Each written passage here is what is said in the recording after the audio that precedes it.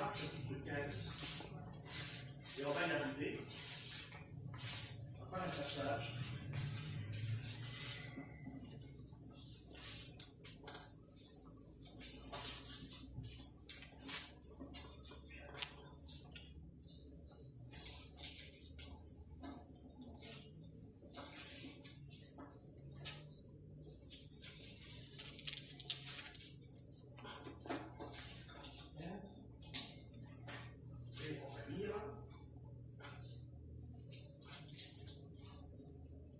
Voilà, 15, verset 34.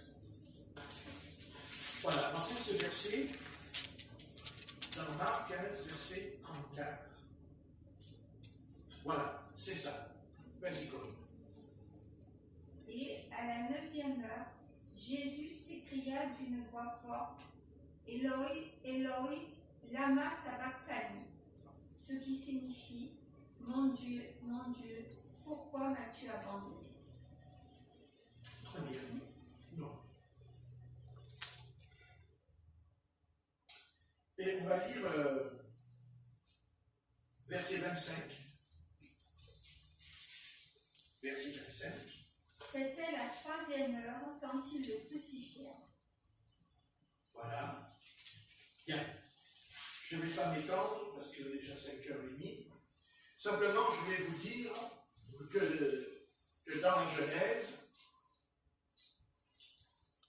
Dieu, dès le départ,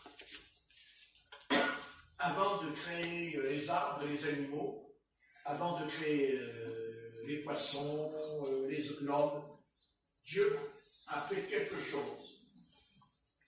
Eh bien, nous allons voir cette chose qui est très importante, et qui d'ailleurs, c'est ce qui va régler ce qui se passe dans l'humanité. Parce que l'humanité ne s'en sortira jamais, pour une simple raison. D'abord, on ne peut pas s'en sortir si on n'a pas le Christ. C'est pas la peine de tourner en rond. D'ailleurs, c'est pour ça que Satan attaque l'Église, parce que Satan, il veut détruire l'Église, parce que c'est le corps de Christ. Le corps de Christ, c'est pas seulement un corps. C'est quelque chose d'important, ce corps de Christ. Et heureux pour le monde qu'aujourd'hui, il y a le corps de Christ sur la terre. Et je vais vous dire pourquoi. Parce que, dès le départ, il nous est dit, au verset 2, la terre était informe et vide.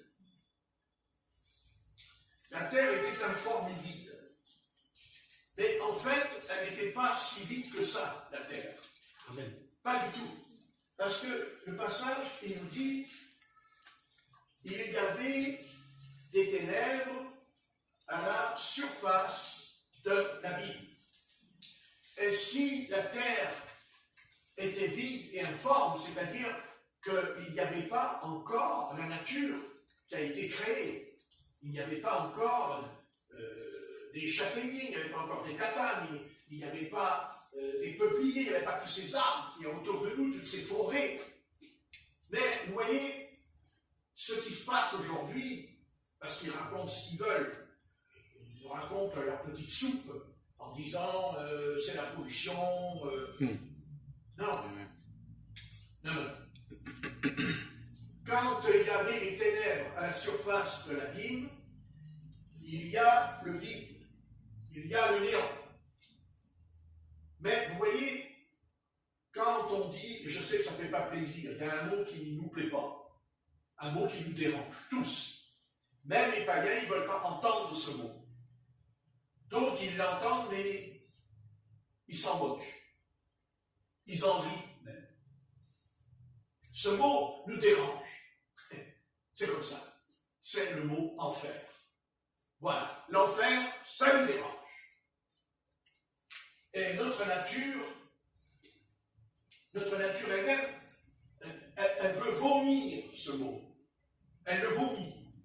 En ne voulant pas admettre, parce que on est d'accord, tout le monde peut dire, oui, mais le mot enfer, c'est pas écrit dans la Bible. Et d'abord, il faut savoir ce que ça veut dire le mot enfer. C'est ça le problème. Et le mot enfer, dans Éphésiens chapitre 20, ça veut dire les régions inférieures de la terre. C'est-à-dire, ce sont des régions qui sont sous la terre. Et pourquoi on dit le mot enfer? Mais parce que ça vient du mot latin. Ça veut dire que l'enfer, c'est quelque chose, comment expliquer, c'est un lieu terrible. Alors, on ne va pas s'occuper du mot. On ne va pas s'arrêter sur le mot. Parce que le vrai terme de l'enfer, enfin, c'est ce que le Seigneur m'a dit cette nuit. Il m'a montré dans la Bible ce que c'est que l'enfer. Le mot enfer, si ce mot a été prononcé, parce que ce mot n'était pas prononcé par les Juifs. Les Juifs ne prononcent jamais le mot enfer. Et d'ailleurs, ils y croient pas. Parce que faire attention, que quand le Messie est venu en Israël, ils ne croyaient pas à ça. Ils croyaient qu'il y avait le séjour des morts, oui, mais pas l'enfer. Et quand Jésus est venu, c'est pour ça que les pharisiens le haïssaient, parce qu'on n'a jamais fait attention avec Jésus. Mais, sincèrement, il ne faut pas s'arrêter sur le mot, parce que je vais essayer de vous montrer que, en fait, le mot enfer dans la Bible, c'est quoi? C'est quand le Seigneur dit « jetez-le dehors dans les ténèbres », dans l'Évangile. Jetez-les dehors. Amen. Dehors. Mais quand Dieu nous jette dehors, nous pensons qu'il n'y a plus rien. Nous pensons qu'il y a le vide. Je meurs, Dieu me jette dehors, il me fout dans les ténèbres. Et sûr qu'il me fout dans les ténèbres, si j'ai refusé le Christ. Mais, et pourquoi je mets dans les ténèbres? Pourquoi je suis jeté dans les ténèbres? Parce que j'ai rejeté Jésus. Mais parce que il y a quelque chose de très important. C'est que dans la Bible, il y a un abîme. Il y a de l'autre côté du monde invisible, il y a un abîme.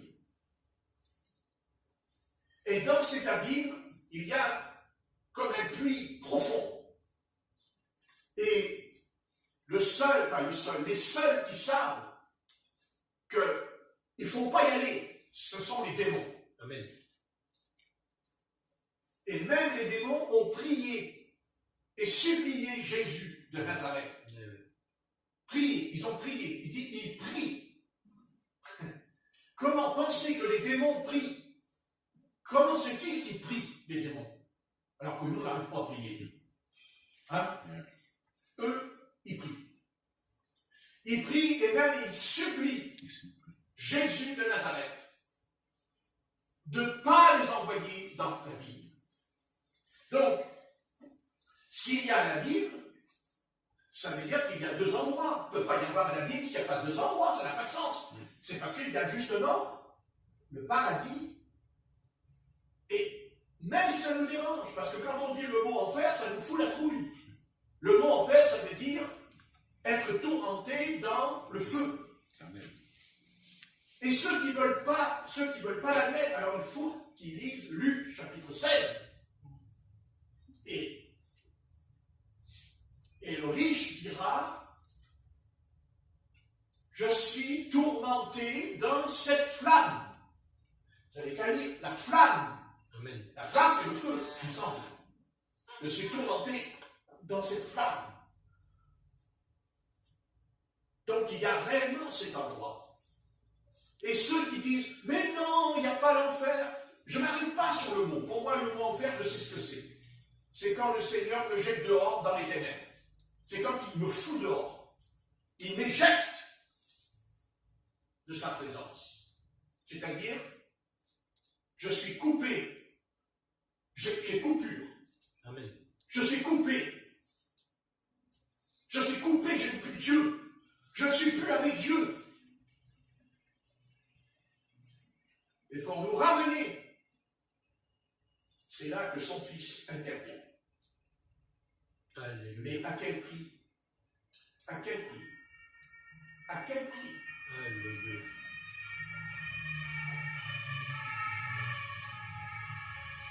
Jésus-Christ est Dieu. Et Dieu, en Jésus-Christ,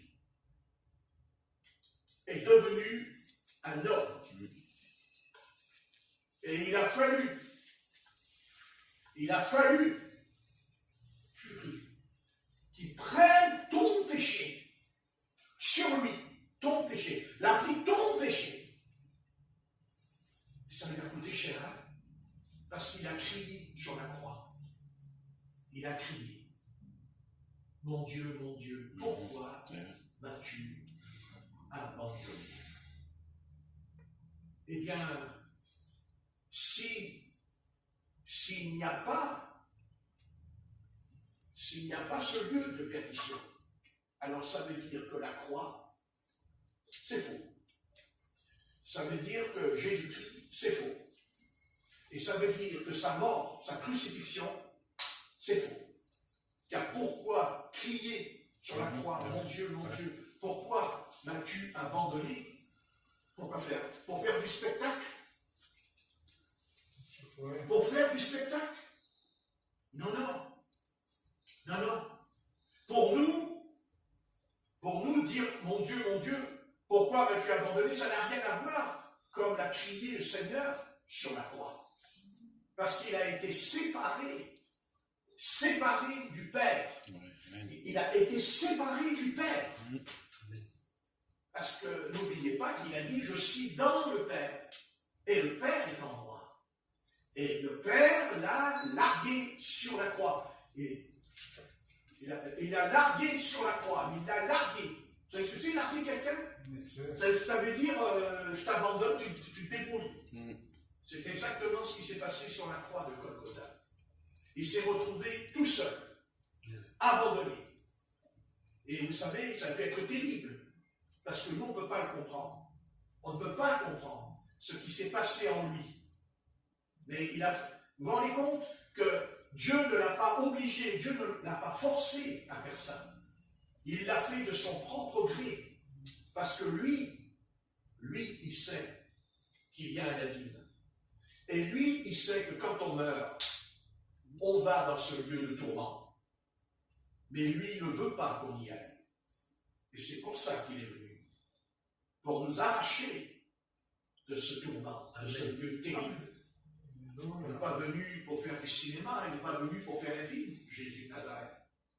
Il a payé le prix.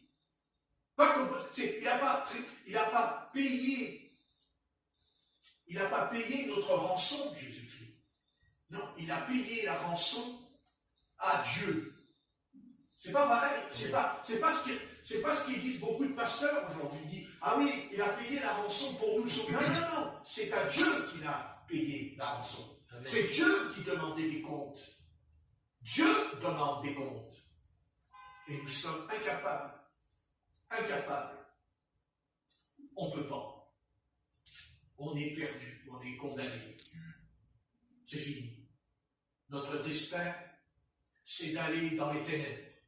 Et si quelqu'un dit que les ténèbres, ça n'existe pas, eh bien, Jésus nous dit, et vous pouvez lire le passage tout entier de Marc, il est dit qu'il y a eu des ténèbres pendant 3 heures sur toute la terre. C'est pas vrai? Amen. Et Dieu, quand Jésus meurt sur la croix du calvaire, les ténèbres sont venues sur lui. Les puissances des ténèbres sont tombées sur le Fils de l'homme. C'est-à-dire le péché de l'humanité. Tout le péché. Et là, a pris tout. Vous vous rendez compte, déjà, s'il prend... Oh, Seigneur, si déjà tu me prends un péché, c'est lourd le mien. Mais pas pris que le mien. Alors, j'aurais pu être sauvé. Non, il a pris le péché de milliards et de milliards d'êtres humains sur lui. Oh là, ça va être terrible. Terrible. Ouais. Et il y a eu ce cri. Il y a eu ce cri dans l'évangile. Et ça s'appelle, moi je l'appelle, le cri dans les ténèbres. Jésus a crié quand il y a eu les ténèbres sur toute la terre. Il y avait les démons, tous les démons sont descendus, la puissance, c'est tout l'enfer, l'empire de l'enfer qui s'est rassemblé contre lui. Et il voulait l'abattre, il voulait le détruire. Mais c'est le contraire qui s'est produit. C'est tout le contraire. Amen. Parce qu'elles ont été vaincues. Amen. Parce que quand il a crié, mon Dieu, pourquoi m'as-tu abandonné? Quand il a crié ce cri terrible, même Moïse, quand il était dans l'épreuve, n'a pas crié. Ni Jérémie n'a crié comme Jésus-Christ. Mon Dieu, pourquoi m'as-tu abandonné? C'est terrible, parce que, oui, il ne dit pas, tu m'as abandonné, pourquoi m'as-tu abandonné? Ah oui, mais à cause du péché, à cause de ton péché, pécheur, repens-toi. Parce que Dieu t'accorde, il t'accorde une vie, pas deux vies. Tu n'auras pas deux vies sur la terre, tu n'en auras qu'une, mon ami. Fais bien attention quand même. Tu n'as qu'une vie. C'est ce que dit la Bible. Il est réservé à l'homme de vivre qu'une fois. Amen. Pas deux fois. Et Satan nous invente l'incarnation. Et qu'est-ce que le diable peut nous inventer comme bêtise? Le problème, c'est qu'il y a beaucoup qui le croient. Ils croient plus ce que dit le diable de ce que dit Jésus. C'est étonnant, ça. Hein?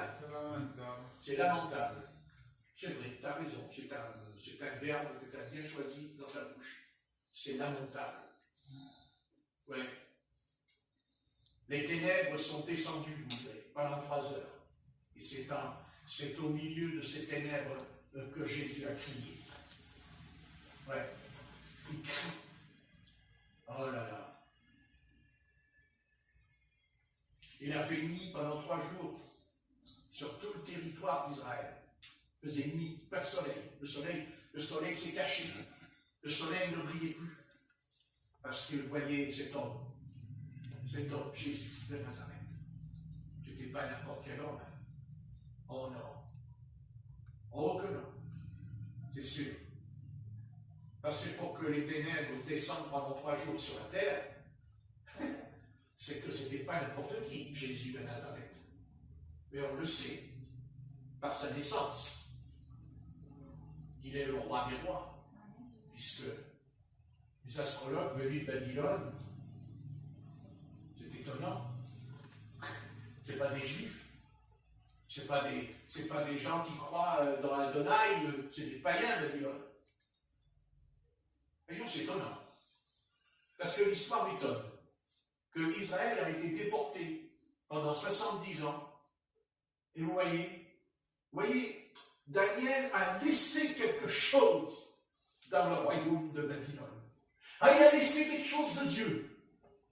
Ben oui, puisque, attendez, ils ont vu l'étoile, ils sont partis. Et quand ils partent, ils font quoi? Ils disent, ah, ben on cherche une étoile. Non, nous cherchons le roi. Ils disent, un roi est né. Amen. Pas un roi comme les autres. Et il y en a un qui a bien compris que ce n'était pas n'importe qui, c'est Hérode. Parce qu'il s'est empressé de le tuer. Mais il n'a fait que ce qui est écrit dans l'Ancien Testament. Hein, c'est écrit. Dans l'Ancien Testament, c'est écrit, Rachel n'a pas voulu être consolée, dit le prophète Jérémie. Il s'est accompli ce qui est écrit dans l'Ancien Testament. Hein. C'est sûr.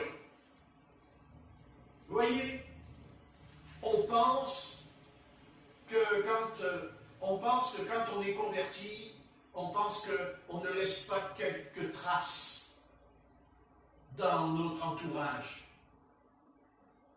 Non. Non.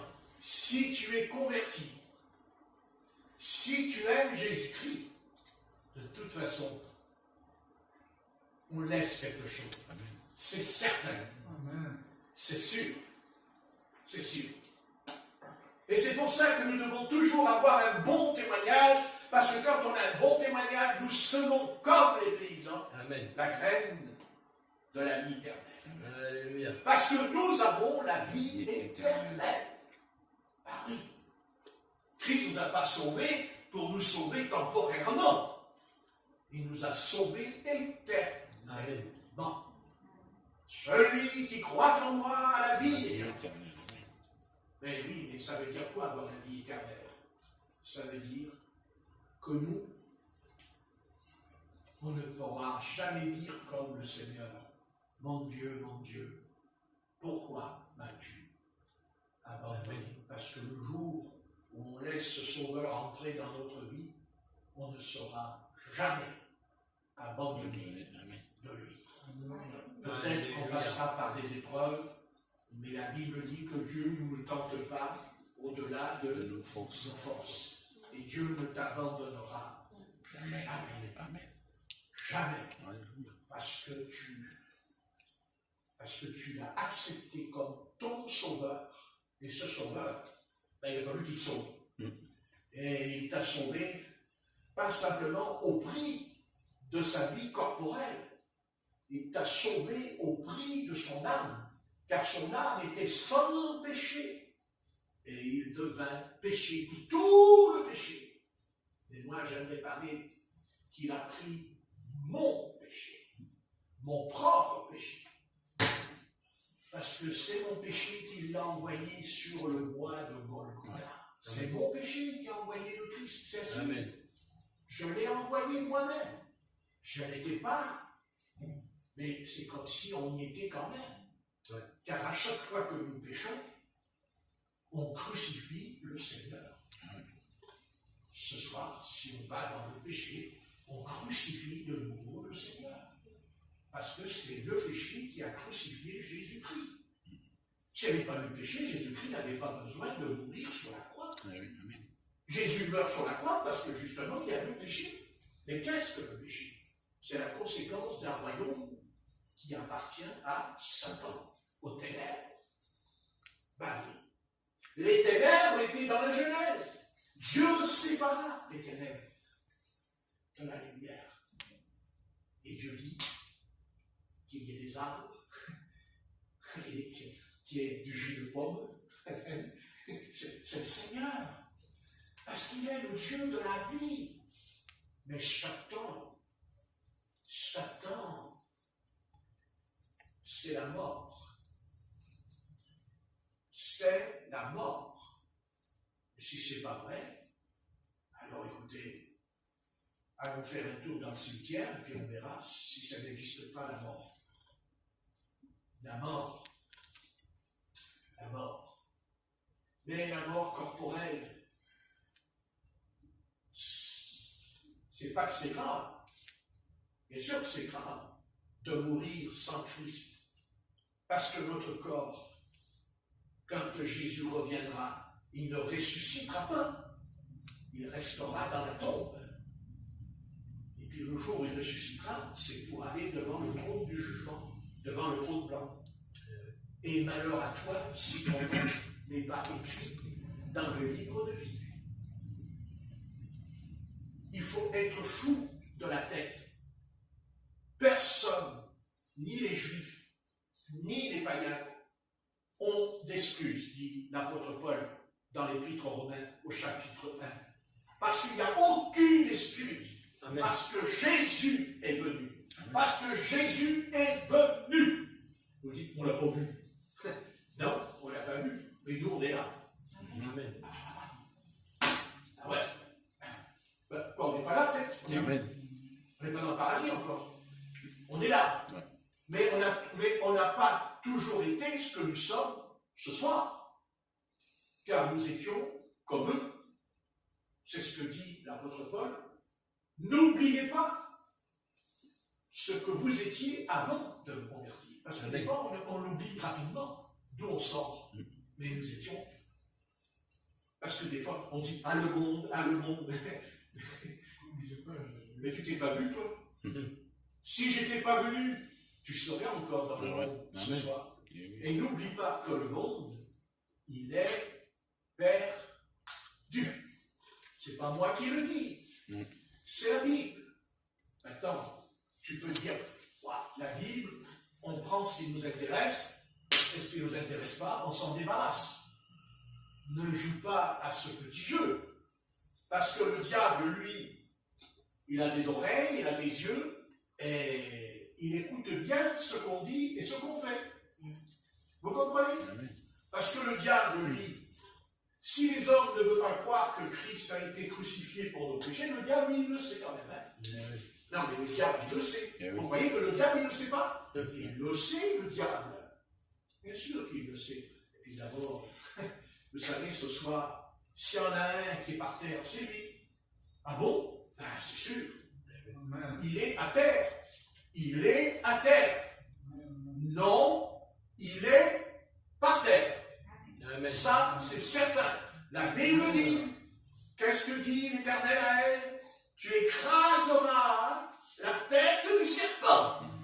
Et Jésus-Christ a écrasé la tête du serpent. Non pas avec la force, comme l'a fait Samson, mais c'est dans sa faiblesse. Et c'est là où Satan s'est fait avoir. Parce qu'en voyant cet homme sur la croix, et c'est ce que dira Jean-Baptiste, voici l'agneau de Dieu qui ôte le péché du monde. Quand Jésus vient, il ne vient pas comme un lion, il vient comme un agneau. Amen.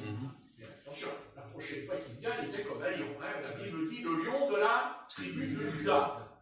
Mais pour l'instant, ce soir, le Seigneur vient comme un agneau immolé. Il ne vient pas pour se faire immoler.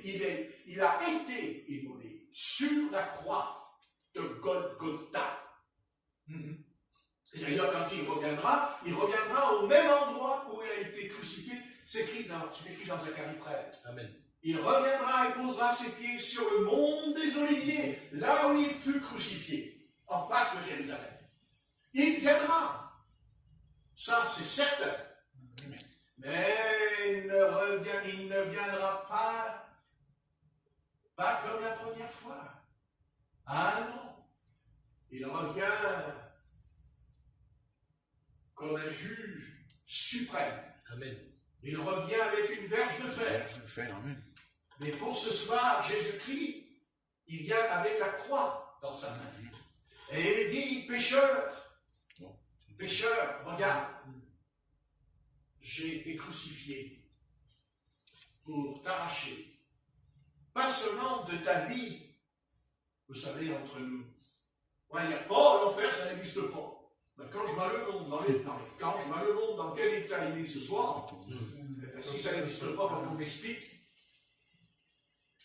parce que l'enfer, c'est pas seulement la misère, mais c'est la corruption, c'est le mensonge. On va toujours l'enfer comme des pauvres types là, qui sont là dans le feu, pas du tout. Si Dieu nous envoie dans cet endroit, c'est qu'on le mérite.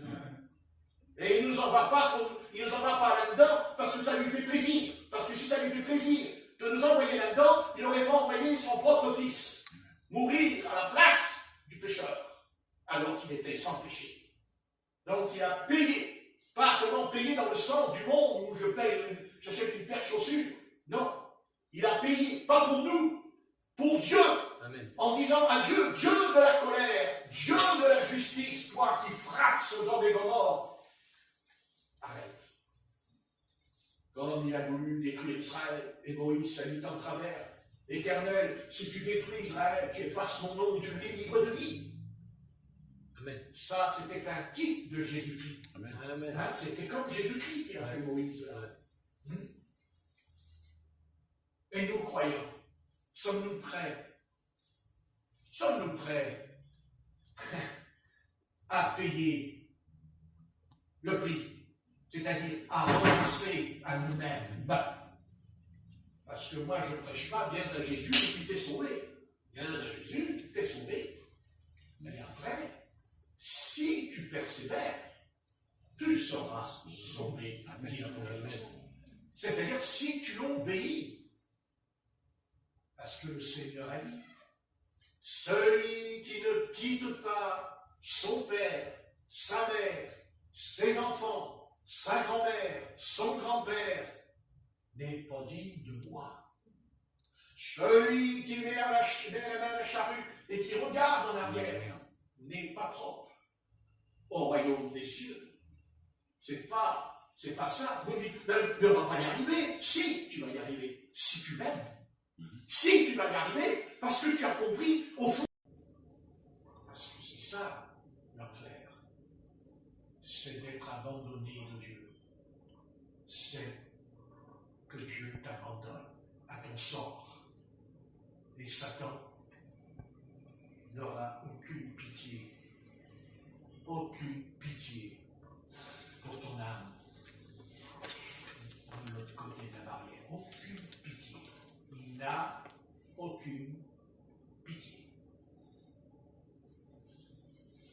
ça n'existe pas en lui. Il n'a qu'à voir Caïn. C'est son fils. Il lui ressemble. Judas. Judas, qu'est-ce qu'il fait, Judas? Qu'est-ce qu'il fait, Judas?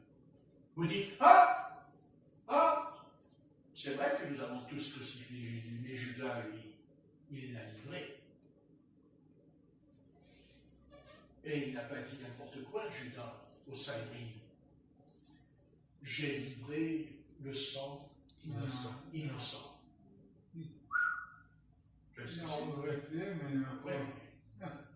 J'ai livré le sang innocent.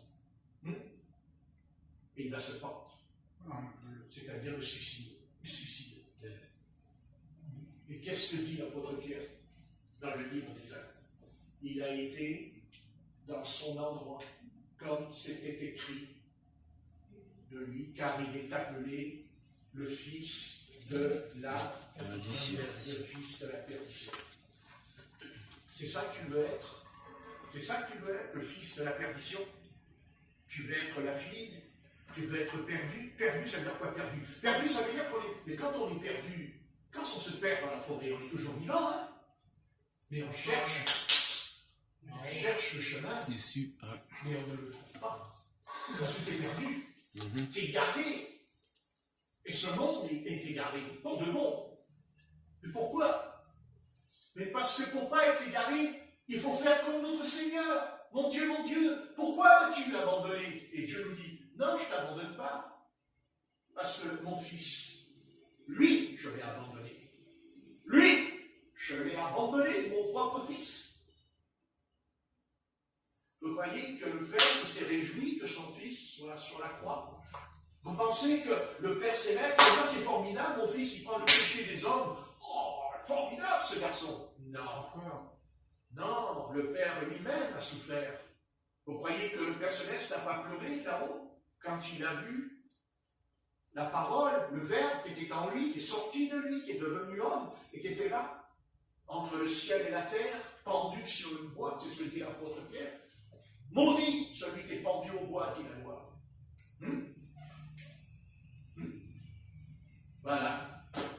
Voilà, ça résout l'histoire de l'humanité. Et voilà, vous savez, le plus grand, vous savez, une chose est terrible ce soir sur la terre. Quelque chose qui est pour moi, personnellement. Vous savez, c'est le peuple d'Israël. Le peuple d'Israël, le peuple du Seigneur, le peuple de Dieu qui a vu des miracles et des miracles. Et ils ont crié, crucifie-le, crucifie-le. On préfère César. Ok, ils l'ont senti le César, parce que lui, le César, il a mis le feu au temple de Jérusalem. Et le temple, il ne s'est toujours pas relevé, le temple. Hein? Non. Ben, ils ont voulu César. C'est ce qu'ils ont voulu. Ils veulent César. Comme ce soir, l'humanité veut Satan. Mais elle va l'avoir. Parce que c'est ça qu'ils veulent. N'est-ce pas? C'est ça qu'ils veulent. Hein? Ce qu'ils veulent, c'est que Satan règne. Bien sûr. Mais il va, ne t'inquiète pas, il va. Non, mais le diable, lui, il est d'accord. Hein? Il va leur donner le petit gars. Hein? Bien sûr. Comme le Seigneur. Jésus, c'est quoi? C'est le petit gars que Dieu a envoyé pour nous sauver, mais Satan, lui, il va envoyer aussi sa progéniture. Mais pas pour nous sauver, hein. Pour détruire, et s'il le peut, même brûler la terre. Parce que le monde faire, c'est quand même lié à la flamme. Hein. Donc, avec ce qu'on voit dans la nature, les feux partout, on se pose des questions. On peut quand même se poser des questions. Hein? Bon, hein? Remarquez. Si le diable envoie aussi le feu et il l'envoie, la différence c'est que lui c'est un feu étranger. Mais Dieu lui aussi il envoie le feu. Sodome et Gomorrhe. Amen. Sodome et Gomorrhe. Calciné en un instant. Et ça c'est le jugement. Voyez. Jésus-Christ a pris sur lui le jugement des nations et des peuples. Mais attention. Dieu a donné aux nations un temps de la grâce. Mais la Bible dit que quand l'épouse du Seigneur Jésus s'en ira, quittera la terre, la grâce, c'est terminé. Parce qu'il n'y aura plus la grâce. Même pour Israël, puisqu'il nous est révélé que l'Antichrist, il va aller jusqu'aux portes de Jérusalem pour les détruire. Parce qu'il n'y aura pas le temps de la grâce. Terminé. Fini.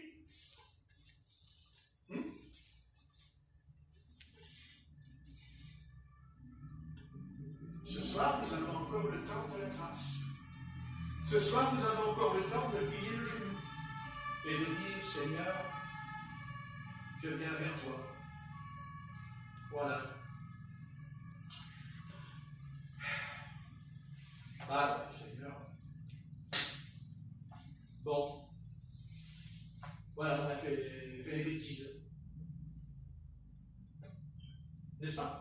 Oui, amen. Mais on est temps converti. Mais on le regrette. Oui. Et on a honte. Amen. Amen. Mais le Seigneur dit debout. Vous voyez, debout. Lève-toi. Pourquoi? Mais parce que notre Sauveur nous prend par la main. Mais quand il nous prend par la main, il veut que nous aussi, on le prenne par la main, le Seigneur. Amen. Quand vous êtes devant un passage côté et qu'il y a un père avec son petit garçon ou sa petite fille, il y a un passage côté, il y a des voitures, il fonce. Qu'est-ce qu'il fait le père? Il lâche la main de son enfant. Il dit, débrouille-toi. Non, il le serre. Et il dit, viens, traverse avec moi. Mais si un petit enfant veut traverser un boulevard dangereux, il pleure tout seul déjà sur le trottoir. Il a peur. Mais si son père arrive, il n'a plus peur. Il dit, il y a mon père! Faites attention, vous les voitures! C'est pas parce que vous roulez à 300 km à l'heure, il y a mon père! Et de ce coup, il y a les CRS qui arrivent. Arrête-toi, viens ici, tiens, 400 euros d'amende! Oh, merci, père! Pas bon, faut voir, hein. Enfin, faut pas que ça soit un luxe dans la voiture à l'autre, parce que là, on va pas dire merci, père. Hein. Non, ça fait un moment. Donc, c'est pas vrai? C'est ça le christianisme. Le christianisme, le vrai christianisme. Et il y a des millions d'enfants de Dieu qui ne l'ont pas compris. Non, c'est la filiation. Amen. C'est la filiation. C'est la loi de l'adoption. C'est-à-dire que nous n'étions pas un fils, mais que Dieu a dit, maintenant tu es mon fils, tu es ma fille. Amen. Et attention, que si tu tiens la main, sa main, si tu lâches sa main, tu vas aller dans n'importe où. Tu vas t'égarer comme la chèvre de M. Seguin. Oui. Ouais, mais après le loup, il a fait ouh. Et la chèvre a fait ouh. Après, je faisais dans le ventre du loup. Vous savez le loup? Oui, le loup. Le loup. La femme du bonheur. J'ai un grand ministère. J'ai un très grand ministère. C'est bien. Eh oui, mais c'est rigolo, mais c'est vrai dans la réalité aussi. Eh oui, c'est ça. Parce qu'il y en a combien des enfants de Dieu qui s'égarent? Et vous savez pourquoi ils s'égarent? D'abord parce qu'ils tombent sur un verset biblique. 1 Timothée 4. Il y aura à la fin des temps des doctrines de démons. Et qu'est-ce qu'il fait le démon? Quand il prêche une fausse doctrine, il nous influence par des mauvaises pensées. C'est-à-dire, on n'a plus la pensée de Christ, la pensée de la parole. C'est ça le démon. Chaque démon, quel que soit son rang, quel que soit son boulot qu'il a à faire avec nous, de toute façon, son but, c'est de nous influencer pour que nous sortions de la présence divine. N'oubliez jamais ce que je vous dis ce soir. Ne l'oubliez jamais. Vous pouvez dire, oui, je suis croyant, oui, je lis la Bible, oui, je vais à l'assemblée. Ça, c'est secondaire. Ce qui compte, c'est tout à l'heure, quand tu vas entrer dans ta chambre. C'est quand tu seras peut-être même allongé dans ton lit. sous ta couverture chauffante. Ah ouais, non, quand même pas. Oh, ouais, tu es faux prophète. Hein? Ouais. Mais dans ton lit, tu dois fermer les yeux et attendre. Tu attends, tu te concentres. Et le Seigneur, il est en toi. Et à un moment donné, il y a une présence qui va venir dans ton corps, pas dans ton corps. Tu pourras même souffrir peut-être. Mais ton esprit, lui, va rentrer en communion avec l'au-delà. Et à un moment donné, il y aura cette chose de Saint-Esprit dans ta tête, là-dedans, comme s'il y avait une ampoule qui s'allume, une flamme qui s'allume. Et là, tu n'as plus envie d'arrêter. Amen. Si tu n'as pas ça dans ta vie spirituelle, non, tu es mort spirituellement. Parce que la mort spirituelle, elle commence d'abord dans notre esprit, et après elle descend dans notre âme, et après elle descend dans le corps. Le péché, il ne commence pas par le corps. Le péché, il commence dans notre esprit. Amen. Parce que Dieu est esprit. Amen. Et que ceux qui l'adorent en esprit et En vérité. Et quand Ève est tombée, Satan a attaqué son esprit. Il a attaqué son esprit. Et après, il descend. Il est descendu dedans. Il descend dans l'âme. Il descend. Et après, il est descendu dans le corps. Pour le détruire, pour le ruiner. Parce que vous savez, le diable, il en veut à notre corps. Vous ne vous êtes jamais posé la question, pourquoi on est malade? Pourquoi on tombe malade? Pourquoi on souffre? Même quand on est un enfant, déjà on tombe malade. Et on n'a rien fait de mal. Petit bébé. Pourquoi? Mais parce que s'il y a une chose que Satan, ce que Satan a horreur, c'est que Dieu nous a donné un corps. Oui, mais pas un corps comme les anges. Eh non. Pas un corps comme les animaux. Non. Non. Il nous a donné un corps comme celui de Jésus. Alléluia. Ah oui. Parce que Jésus était sans péché, mais il a eu faim, il a eu soif, il a été fatigué, n'est-ce pas? Amen. C'est ça le miracle que le Seigneur a créé dans l'univers. Dieu nous a donné un corps. Et ce corps-là, il va aller dans la poussière, mais il va ressusciter. Il va ressusciter. Alléluia. Le Seigneur va pas vous donner un autre corps. Le corps que tu as, là, ton corps, là, il va être vieux. Ouais. Ouais, moi, je ne te verrai pas que je suis parti. Mais tu seras vieux. Peut-être que tu marcheras comme ça avec une canne. Ouais. Ouais. Moi, je serai... mon corps à moi, il sera dans le tout. Mais quand l'archange sonnera de la trompette, d'un seul coup, je vais sortir de la terre et je vais tomber ici. Qu'est-ce que t'es jeune? Mais je croyais que t'étais vieux. Ben non, parce qu'il va ressusciter lui aussi, il va ressusciter. Amen. Pas avec un autre corps. Dieu ne va pas te donner un autre corps. Ce corps que tu as là, Dieu te l'a donné. C'est Dieu qui a créé ce corps. Et tu n'as pas le droit. Et tu n'as pas le droit de le souiller. Amen. Amen. Tu n'as pas le droit de le mépriser. Amen. C'est pas pour rien que Paul a dit, nous sommes le temple du Saint-Esprit. Vous vous rendez compte? Le temple du Saint-Esprit. Le corps. Et les croyants dans cet âge, ils sont terribles. Parce que, vous savez, vous n'avez jamais posé la question, pourquoi Satan, il fait tomber nos sœurs pour qu'elles s'habillent comme un homme? Vous n'avez jamais posé la question, pourquoi il veut que nos sœurs se déshabillent? Mais ne s'habillent pas. Ah si, ah si. Quand elles mettent des jupes qui arrivent au talon, aux genoux, c'est que déjà, c'est pas clair. Parce que quand elles s'assoient, que ça leur plaise ou pas, on met tout. Quand elles s'assoient. Ouais. Mais ça, c'est ton corps. C'est ton corps. Et si tu n'es pas capable, toi, fille de Jérusalem, fille de Sion, si tu n'es pas capable de t'habiller décemment, d'abord devant l'Éternel, et aussi devant le peuple de Dieu, eh bien, tu verras quand tu arriveras là-bas, de l'autre côté, si Dieu va, comme ça, fermer les yeux. Sur la terre, Dieu ferme les yeux. Mais pas dans le ciel. Dieu ne ferme pas les yeux là-haut. Ah non. Dieu ne ferme pas les yeux. Non, non, non, non, non. Dieu est lumière. Dieu est lumière, pas les ténèbres. Sur la terre, il dit, fais ce que tu veux. Mais n'oublie pas que je t'appelle au jugement. Ne te fais pas d'illusion. C'est pour ça, si l'apôtre Paul a dit, je veux que les sœurs s'habillent décemment, il a dit, je veux que les sœurs ne se parlent ni d'or, ni de bijoux. Vous me dites, oh, ouais, alors, on ne peut pas vivre comme ça. Mais on s'en fout comment on doit vivre. On vit comme Dieu nous l'a dit. Amen. Voilà, c'est comme ça. On n'a pas à discuter pendant 50 ans. Quand Dieu donne les 10 commandements à Moïse, et quand Moïse descend de la montagne devant Israël, Moïse, il fait un compromis avec Israël.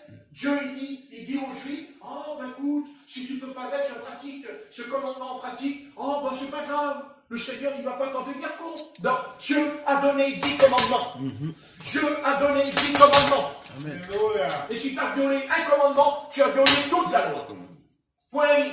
Amen. C'est comme ça, c'est pas autrement. Et si Dieu dit par la bouche de l'apôtre Paul que les sœurs doivent s'habiller décemment, si l'apôtre Paul a dit que les sœurs doivent porter les cheveux longs, parce que Dieu a dit que c'est un voile qui lui a été donné quand elle prie, et parce qu'elle a des angles, c'est Dieu qui l'a dit, point, c'est tout. Amen. Et après, vous pouvez toujours discuter avec lui, et ne discutez pas avec Dieu, parce que vous n'allez pas vous en sortir hein, quand vous êtes de l'autre côté de la barrière. C'est pas comme sur la terre.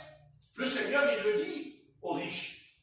Qu'est-ce qu'il lui a dit quand il meurt? Il dit, ici, c'est pas la même chose. Vous avez été à lire dans Luc 16.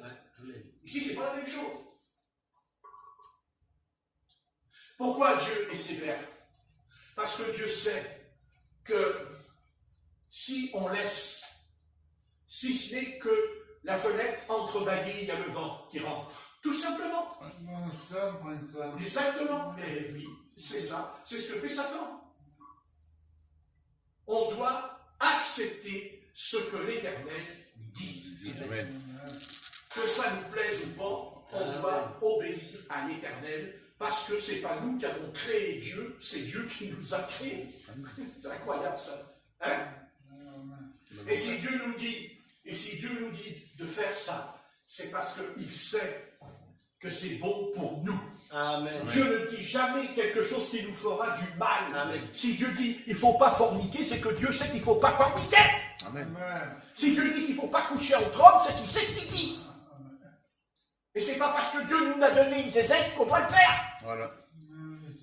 Hein? C'est ça. Amen.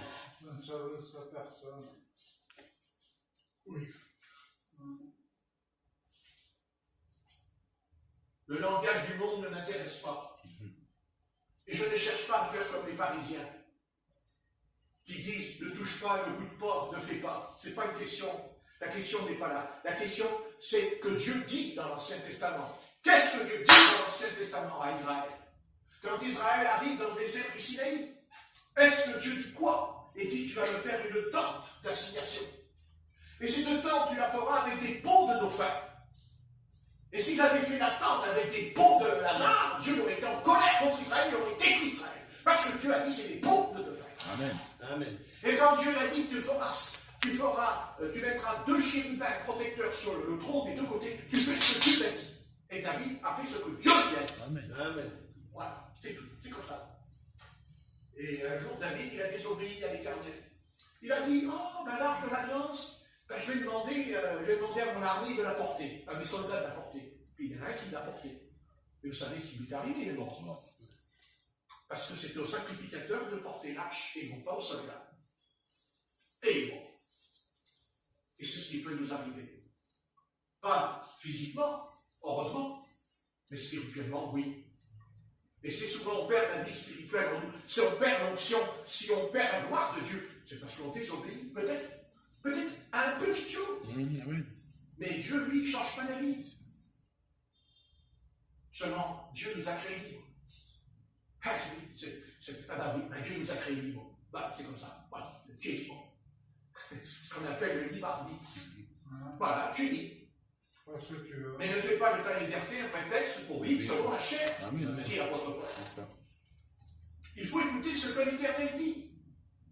L'Éternel dit tu feras le temple, tant de coudées. Dieu dit à Noé, tu feras l'arche, tant de coudées, tant de longueur, tant de largeur. Tu mettras une fenêtre, t'en mets 2, 3. Maurice, quand tu dis que tu mets 3 fenêtres, Noé a dit j'en mets pas 4. Parce que Dieu doit les balancer. Parce que c'est Dieu qui m'a dit, c'est Dieu qui parle, c'est Dieu qui parle. Plus vrai, c'est pas possible ça, que l'humanité ne comprend pas ça. Dieu parle. Et toi qui entends sa voix, n'endurcis pas ton cœur au jour de la révolte. Amen. C'est-à-dire, la révolte, c'est toi, ton cœur, qui est révolté contre la parole. Tu dis, oui, non, mais Dieu n'existe. Mais les démons aussi, les démons, ils croient en Dieu, mais ils tremblent, dit la Bible. C'est pas ça qui compte. Les démons, ils n'obéissent jamais à Dieu. Et Satan, encore moins. Pourquoi? Parce qu'ils ont un esprit de rébellion en eux. Mais ce que c'est que la rébellion? Qu'est-ce qu'il y a aujourd'hui? Pourquoi ça va mal dans la société? Parce que déjà, les petits-enfants, à 4-5 ans, ils sont mal polis avec leurs parents. Ils répondent à leur père et à leur mère. Ils sont mal polis, insolents. Ils sont insolents à l'école contre les professeurs. Et puis ils vont jusqu'à tuer quand ils ont 12 ans, ils tuent le professeur sur le parking. Enfants de la perdition, enfants damnés de la rébellion. Voilà où ça a conduit le monde. Quand on ne veut pas ce Dieu, nous on ne veut pas n'importe quel Dieu. Amen. Nous on ne veut pas le Dieu des catholiques, on ne veut pas le Dieu des protestants, on ne veut pas le Dieu des dénominations, on veut le Dieu de la Bible. Et quand la Bible elle dit ça c'est noir, c'est pas blanc, c'est ce que Dieu a dit. Amen. Voilà. Quand Dieu dit à Moïse, tu jetteras le bois là où il y avait l'eau qui était empoisonnée, Moïse, il n'a pas jeté un morceau de plastique. Ça n'existait pas d'ailleurs. Heureusement. Vous comprenez? C'est ça la chose. On n'arrive pas à comprendre que Dieu a parlé. Et c'est ce que dit l'Épître aux Hébreux au chapitre 1. Il dit, à la fin des temps, Dieu nous a parlé dans le Fils. Amen. Jésus-Christ. Et Jésus-Christ nous a parlé. Et il ne nous a pas parlé pour faire du discours. Il a parlé, il est mort, crucifié. Il était crucifié comme un agneau à la bouche. Et s'il a fait ça, c'est parce qu'il a dit dans le jardin de Gethsémani, avant de mourir, avant d'aller à la croix de Golgotha, avant de comparaître devant Caïn pour être condamné à mort, c'est parce qu'il a dit, Père, pas ce que je veux, mais ce que tu veux. Amen. Amen. Ce que tu veux. Mais pourtant, il n'a pas dit, s'il était possible, éloigne cette coupe de moi. Amen. Mais il a dit, je la boirai jusqu'à la vie. Et ton Seigneur a bu la coupe jusqu'à la vie. Il l'a bu. Ah ouais. Mais il aurait pu ne pas la boire. Puisqu'il a dit, éloigne cette coupe. Éloigne la croix. Éloigne la croix. Éloigne cette phrase que je vais dire dans les ténèbres. Mon Dieu, pourquoi as-tu abandonné? Non, il a dit, Père, c'est beau. Père. Moïse n'a jamais dit Père quand il priait. Non. Élie n'a jamais dit Père quand il priait. Non, il y a un homme qui est venu sur la terre qui a prié, Père qui est aux cieux, que ton nom soit sanctifié, que ton règne vienne. Nous induis pas en tentation, délivre-nous du mal. À toi soit le règne, la puissance et la gloire. Remarquez, si vous n'arrivez pas à prier, vous pouvez toujours faire ces prières. Oui, amen. Oui, ça ne va pas vous faire maigrir. Notre Père, oui, amen. Grossir. Oui. Notre Père qui est dans les cieux, c'est Jésus qui a dit, je vous enseigne, dit comment vous devez prier. Père qui est aux cieux. Pas Père qui est aux cieux. Que ton règne vienne, que ta volonté soit faite sur la terre comme au ciel. Sanctifie, comme moi je me sanctifie, dira le Christ dans l'Évangile, chapitre 15 de Jean. Père Saint, il dit Père Saint, il dit Père juste, Père, je ne fais pas ce que je veux, je fais ce que tu veux. Et Moïse, lui, n'a pas fait ce que le Père lui a demandé, parce que Dieu lui a dit ne frappe pas le rocher, mais pas au rocher. Amen. Et ça lui a coûté cher. Il n'est pas rentré dans le pays de Canaan. Ouais, amen. Il n'est pas entré. Mais c'est pareil avec le royaume des cieux. Amen. C'est exactement ce qui se passera pour beaucoup de croyants. Ils disent, mais je vais rentrer, je crois au Seigneur. Je vais rentrer, moi je me suis converti, je crois au Seigneur. Oui, bien sûr. Mais le Seigneur, il dit, c'est pas ceux qui disent Seigneur, Seigneur qui rentrent dans le royaume de Dieu. Qu'est-ce qu'il dit? Celui qui fait ma volonté. Amen. N'est-ce pas? Amen. Ouais. Ah, vous dites que c'est pas possible. Non. Si on commence à dire c'est pas possible, c'est sûr que c'est pas possible. Enfin, c'est sûr. Si demain matin tu dis j'ai pas envie de me lever, tu te lèves pas. N'est-ce pas? Tu te lèves pas.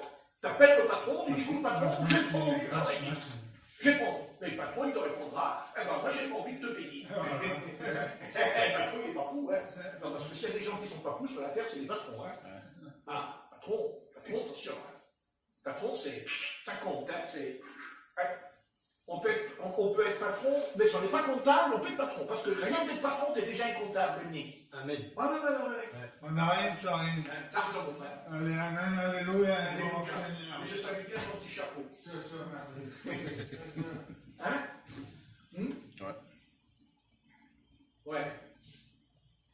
Ouais, bien sûr. On dit toujours ouais dans l'assemblée. C'est normal. Dans l'église, on dit Amen, Alléluia, Alléluia, Alléluia, Jesus. Les Américains, quand ils prient, Jesus. Ouais. Après, il y a Jesus. Il sort dehors, le gars, il a une grosse Mercedes, vous savez. Ouais, c'est Jesus. Jésus, il roule en Mercedes. Ah oui, Jésus, il roule en Mercedes. Ah ouais, moi je ne comprends pas parce que Jésus sur la croix, il dit que se sont partagés sa tunique. Non, parce que quand il meurt sur la croix, on lui a piqué sa tunique. Parce qu'on n'a même pas eu la noblesse de lui laisser sa tunique. Il était presque nu sur la croix. Par quel point il dit, dépouillez-vous. Dépouillez-vous. Ouais, remarquez, il y a beaucoup de choses à dépouiller. Hein. Oui. Si c'était déjà. J'ai déjà un certain nombre disons. Mais bon, faut pas. Frère, écoute. Sois modéré dans tes propos. Tu comprends, moi je veux dormir comme il faut cette nuit. Ah, de toute façon. Vous savez, moi j'avais connu un pasteur, quand il m'entendait prêcher, vous savez ce qu'il m'a dit? Il m'a dit, quand tu prêches, je rentre à la maison, j'ai la migraine et je suis obligé de prendre un cachet. Il m'a dit, je prends un cachet quand j'ai prêché. Ouais. Alors j'ai répondu, alors ne me laisse pas prêcher et tu n'auras plus de migraine. Et c'est ce qu'il a fait d'ailleurs. Il m'a plus laissé prêcher. Ben oui, il en a à la tête. Parce que c'est ça le problème, c'est que quand on est dans une ambiance d'église, on n'est pas bien. Et quand on entre à la maison, c'est pas pareil. Hein. Il faut se soulager. Hein. Moi j'ai connu des chrétiens qui m'ont dit, je ne vous mens pas, moi j'ai connu des chrétiens qui m'ont dit, tu sais, quand tu prêches, tu sais ce que je fais quand j'entends à la maison? Il m'a dit, j'allume la télé, je la mets à fond. Pour oublier ce que tu as dit. Ouais. Ah ouais. Antidote. C'est juste l'effet inverse. Mais c'est normal, parce que ces âmes-là n'ont rien compris. Elles n'ont jamais compris que Jésus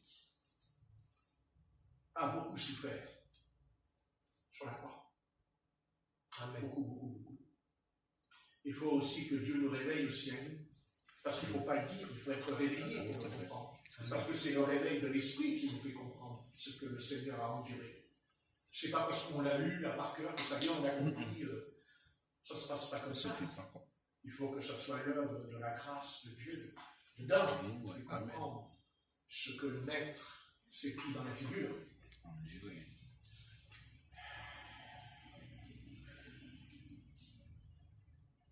Bon, combien il doit être triste ce soir, le Seigneur, en voyant dans quel état elle est l'Église.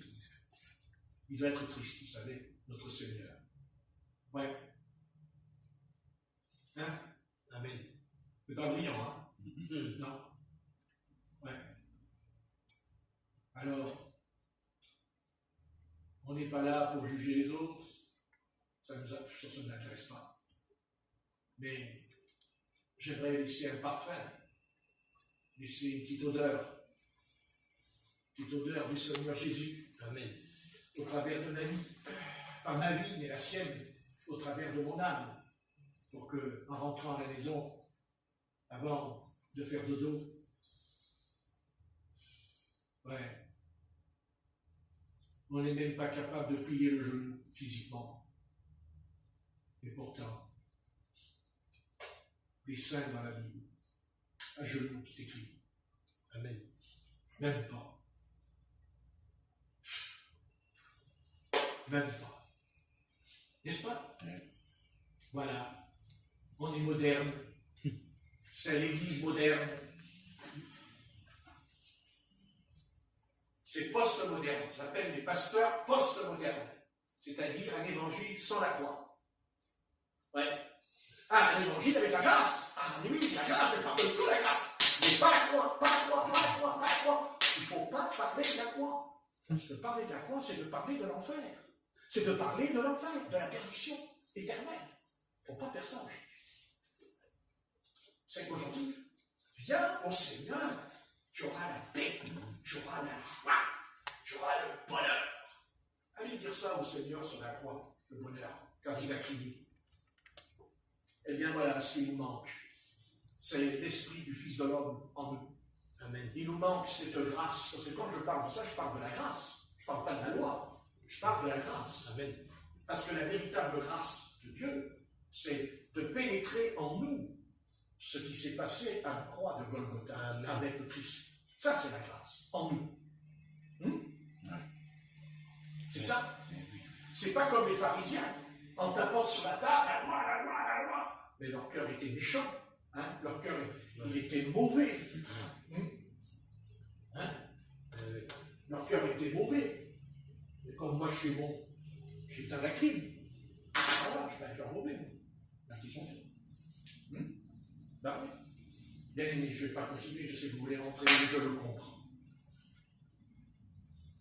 Mais ne laissez pas Satan créer en vous un laisser-aller. Que Satan, voilà, c'est ça. Ne pas se laisser aller, parce que, vous savez, plus on va aller de l'avant, et plus ça ne va pas tourner rond. Plus ça ne va pas tourner rond.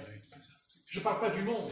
Le monde qui tourne rond ou qui tourne pas rond, c'est écrit qui tourne pas rond. Alors, c'est pas ça le problème. Le problème, c'est l'Église. Le problème, c'est le peuple de Dieu. Le problème, c'est la communion. C'est d'ailleurs même l'évangélisation. L'évangélisation. Vous voyez? Eh oui. Pour un seul verset, on se sépare. Pour un verset, on se sépare. Alors qu'on devrait avoir la communion. Non pas qu'il repose, la parole, elle est la vérité, mais à une seule condition, qu'elle soit remplie de la grâce, de l'amour, de la miséricorde du Seigneur. Ça, c'est la parole. Mais la grâce ne méprise pas la loi. Au contraire. La loi, elle agit en nous par la grâce, parce que le Seigneur, il a fait ce qu'il avait à faire pour nous. Il l'a fait, il n'a pas besoin de le faire, il l'a fait. Ce soir, le Seigneur n'a pas besoin de te guérir. Il t'a guéri. Ésaïe 53. Amen. Nous avons été guéris dans ses œuvres. C'est sûr. On est toujours en retard. Hein? Ouais. C'est ça le problème, c'est qu'on est toujours en retard. On n'arrive pas à être à l'heure. N'est-ce pas? Nous avons, il m'a dit, tu es guéri. Nous avons été guéris. Tu dis, mais non, je suis malade. Mais parce que tu acceptes que Satan. Amen.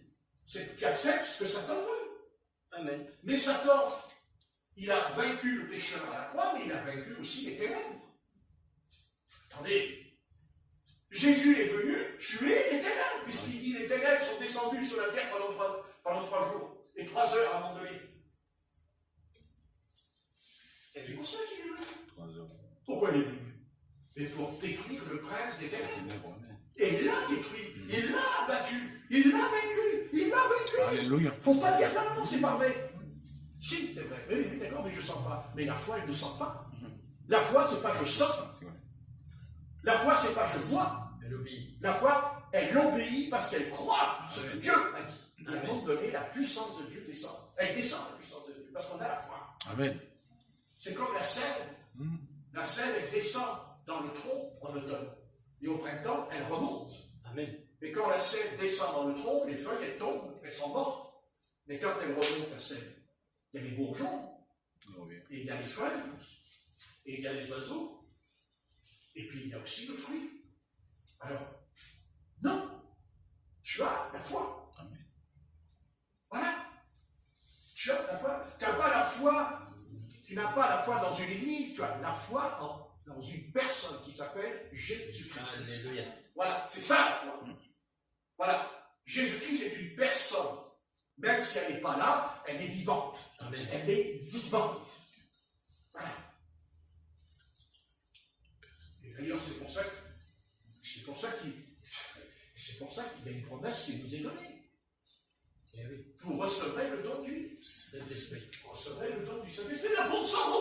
Pourquoi on ne reçoit pas la puissance du Saint-Esprit aujourd'hui?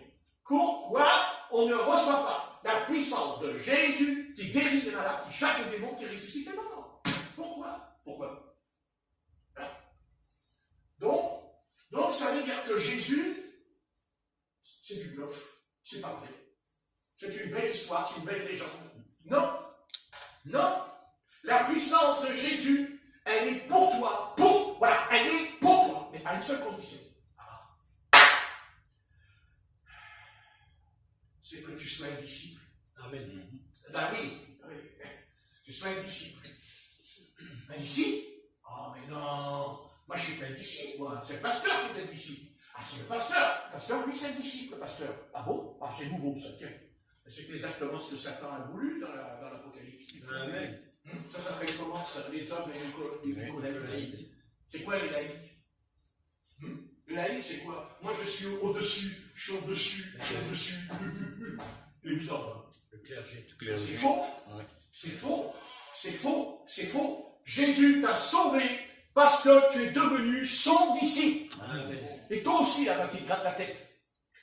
N'est-ce pas? Son disciple. Et tout disciple accompli sera comme son maître. Alléluia. Ouais. Et oui, mais on ne veut pas être un disciple. Pourquoi?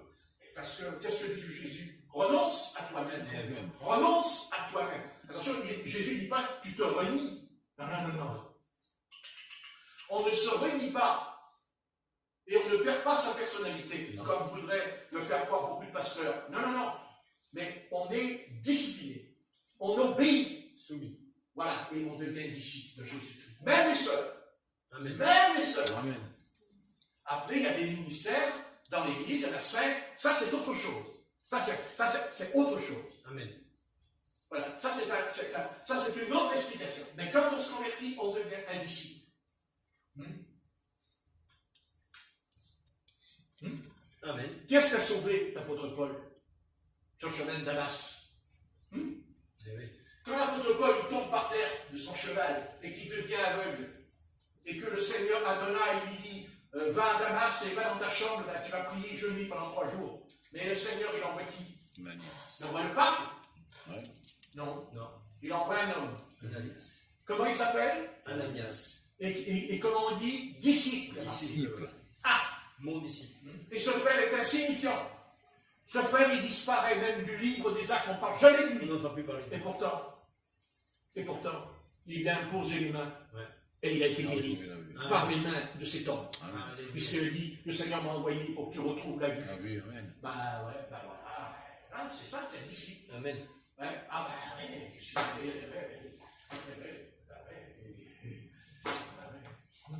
t'en as une dernière, hein, pour t'asseoir sur le truc, ça fait du bien. C'est normal, hein, c'est la souplesse. Hein?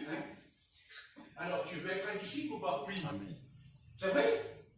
Oui. Bon, alors, à partir de ce soir, tu ne manges pas pendant toute la couche. Car tout disciple a trouvé son âme comme son maître. Enfin, ça c'est pour toi. Hein? Moi, le Seigneur l'a dit. C'est spécifique pour toi. Bien, allez, je vais arrêter parce que vous voulez rentrer. Mais c'est sympa, c'est sympa. Amen. C'est peut-être simple ce que je dis. Oh oui. Amen. Mais il faut reconnaître que c'est la dringolade. Hein? Et vous savez pourquoi l'église dégringole? Pourquoi l'église elle est devenue fade? Pourquoi l'église elle n'est plus salée? Elle est toujours l'église. Je n'ai pas dit que ce n'est pas l'église. Je dis qu'elle n'a plus de sel. Ouais. Voilà. Et quand ils prêchent, C'est pas que c'est faux ce qu'ils disent, mais ce sont des messages stéréotypés. C'est pas simple, ça sent pas comme ça de la simplicité en eux. Alors le peuple, il se laisse aller, il comprend plus rien. C'est la routine. Voilà, la routine. Ils viennent à l'église comme autrefois, quand on voulait refaire partir les 2 chevaux, on avait une manivelle. Il viennent à l'église. Ah purée, je me suis fait pomper. Je me suis fait pomper. Je peux parler, alors ça m'a fait du bien. Ils arrivent à la maison, au bout d'une heure, ils sont dépompés. Il n'y a plus rien. Vide. Parce qu'en vérité, dans l'assemblée, ils n'ont pas envie. Vous savez, l'Église, elle va le payer très cher bientôt. Parce que vous savez, ce qui sauve l'Église, ce n'est pas seulement le Christ, c'est le réveil. Et s'il n'y a pas de réveil, s'il n'y a pas de réveil dans les 2-3 ans qui viennent, vous savez, ils vont disparaître pour de bon. Parce que quand on dort, on n'est pas réveillé, il semble. Parce qu'on est bien mangé. Mais quand on dort, on ne mange pas.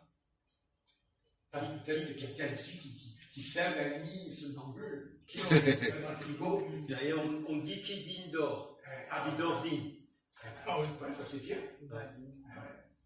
Voilà. Donc si on n'a pas besoin de manger à ce moment-là.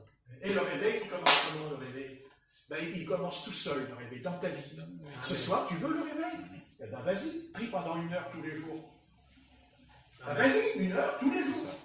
Tu rentres dans ta chambre, tu fermes ta porte et tu dis, pendant 1 heure, je prie, je lis la Bible. Pendant 1 heure. Au bout d'1 mois, tu vas faire comme Moïse. Quand tu sortiras dans la rue, on ne pourra pas te regarder, tu as le visage qui va briller plus fort que le soleil. Tu seras obligé de mettre un sac en plastique de géant casino sur la figure. Vous voyez pourquoi le visage de Moïse brillait plus fort que le soleil, mais parce qu'il était sur la montagne du Sinaï. Donc, je ne te dis pas que tu vas être Moïse. Mais c'est pas brillant. Alors, quand tu entres dans ta chambre, et tu dis, Seigneur, écoute, voilà, moi j'ai mal aux yeux, tu as dit que tu guéris. Alors, tu l'as dit, tu fais pas, tu l'as déjà fait. Et si je ne le vois pas, c'est que ma foi a besoin de grandir. Parce qu'il a dit aussi, qu'est-ce qu'il a dit? Il a dit, demandez, vous recevez, mais il a dit aussi de demander la foi. Amen. Il a dit, si vous manquez de foi, demandez-la à Dieu, dit aussi l'apôtre Jacques. Amen. Non? Amen. Voilà. Mais aussi, il a dit, demandez aussi la sagesse. Amen. Il a dit, l'apôtre Jacques. Voilà. La foi, pour les deux, la foi et la sagesse. Parce qu'il ne faut pas aussi recevoir la foi débordante, excitée. La foi excitée. La foi, la vraie foi ne s'excite pas. La vraie foi, elle est calme, posée. La vraie foi, elle dit, en plein milieu de la tempête, silence et tais-toi au nom du Seigneur. Et la tempête s'arrête d'un coup. Ça, c'est la foi. Et ça marche. Amen. Et si ça ne marche pas, ce n'est pas la faute du Seigneur. Non. C'est parce que dans notre vie, il y a quelque chose qu'on ne lui a pas donné encore. C'est parce qu'on ne lui a pas donné, il y a quelque chose à apprendre. Mais une fois qu'on a tout abandonné au pied du calvaire, et Dieu nous demandera d'abandonner les choses que lui, il veut. Il ne dit pas, demain, tu vas être à 100% un disciple. Mais ce qu'il veut, c'est que tu fasses le premier pas. Amen. C'est que tu t'engages dans ce chemin, dans cette voie. Et le premier pas pour être un disciple, c'est pas compliqué. Entre dans ta chambre, ferme ta porte. Et prie le Père qui est dans les cieux. Et il te le rendra. Et il t'entendra. Voilà. Pas compliqué. Amen. Pourquoi? C'est compliqué quand on se met devant la télé, peut-être? Est-ce que quand on se met devant la télé, est-ce que c'est compliqué? Quand on se met devant l'ordinateur, est-ce que c'est compliqué?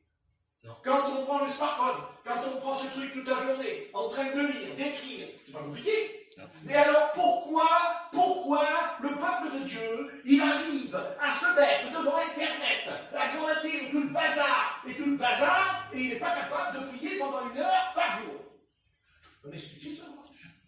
Oh, je vais l'expliquer. Mais parce qu'il y a Satan qui veille. Bien sûr. C'est ça que Satan veut. Nous distraire, nous amuser, nous faire perdre l'équilibre spirituel, je parle. Maintenant, je n'ai pas dit qu'on ne peut pas regarder la télé, je n'ai pas dit qu'on ne peut pas écouter la radio.